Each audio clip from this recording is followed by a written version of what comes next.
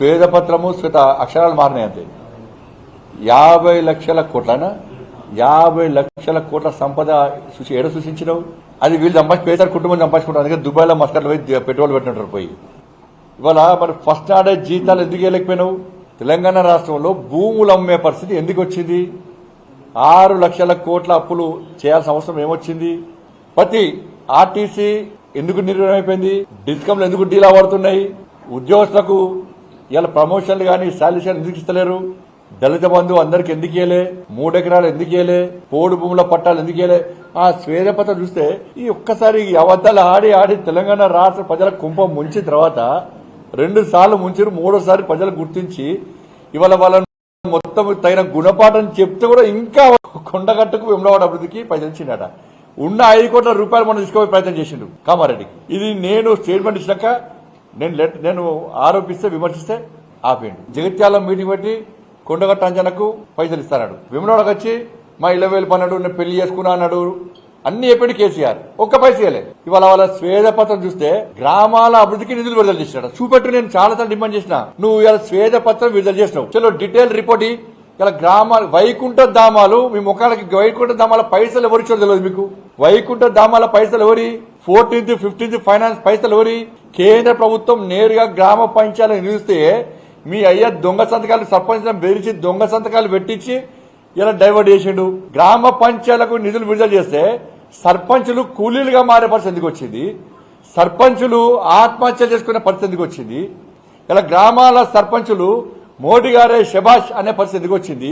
మీ అయ్యకు వ్యతిరేకంగా, నీ ప్రభుత్వానికి వ్యతిరేకంగా, మీ పార్టీకి వ్యతిరేకంగా గ్రామ పంచాయతీ సర్పంచులు ఫోన్లలో మాట్లాడుకున్న సంభాషణలు నీకు ఇవ్వలేదా? మరి నేషనల్ వే పైసలు కూడా వాళ్ళే ఇచ్చిరట, బస్తీ దవాఖాన్ల పైసలు కూడా వాళ్ళే ఇచ్చిరట, కార్పొరేషన్ల పైసలు కూడా వాళ్ళే ఇచ్చిరట.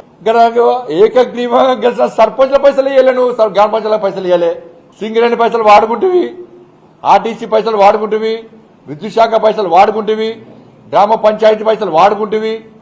ఏమి ఇవ్వకుండా ఇలా సర్వనాశనం చేసి చిప్ప చేతికిచ్చి ఒక్కొక్కరి పేరు మీద 1,60,000 అప్పు చేస్తేవి, ఒక్క నోటిఫికేషన్ ఇవ్వబోతేవి, నిరుద్యోగ వృత్తిస్తాన్ని ఇవ్వబోతేవి. వ్యాక్సిన్ పైసలు కూడా ఆయన ఇచ్చాను. ఇప్పుడు అలా వ్యాక్సిన్ కూడా హాస్పిటల్ అభివృద్ధి చేసిండి.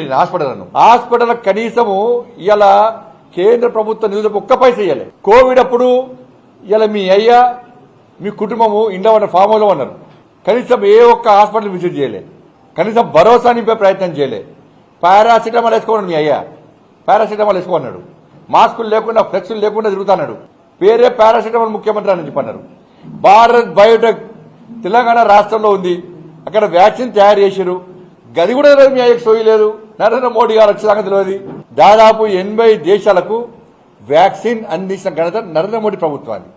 ఈ తెలంగాణ రాష్ట్రంలో పేదోళ్లకు ఉచితంగా వ్యాక్సిన్ అందించిన ఘనత నరేంద్ర మోడీ ప్రభుత్వాన్ని. కేంద్ర ప్రభుత్వ నిధులు మొత్తం కూడా వాళ్లే ఇచ్చినట్టు ఇలా ఆ శ్వేతపత్రం విడుదల చేస్తే నవ్వుకుంటున్నారు. మేధావి వర్గం అంతా కూడా నవ్వుకుంటున్నారు. ఇవాళ ఏడమైంది నీ సృష్టి, ఏడమైంది. ప్రజలు ఎందుకు తిరస్కరించారు మరి మీ ప్రభుత్వాన్ని? జీతాలు ఎందుకు ఇవ్వలేదు? ఇవాళ ఇంత అప్పుల్లో తెలంగాణ రాష్ట్రం ఎందుకు ఉంది? ఇవాళ ఎన్జిఓ నాయకులు, టీఎన్జిఓ నాయకులు పిలిపించి 3 నెలలకు ఒకసారి జీతాలు ఇస్తా అని చెప్పి మీ అయ్యి చెప్పింది వాస్తవం కదా.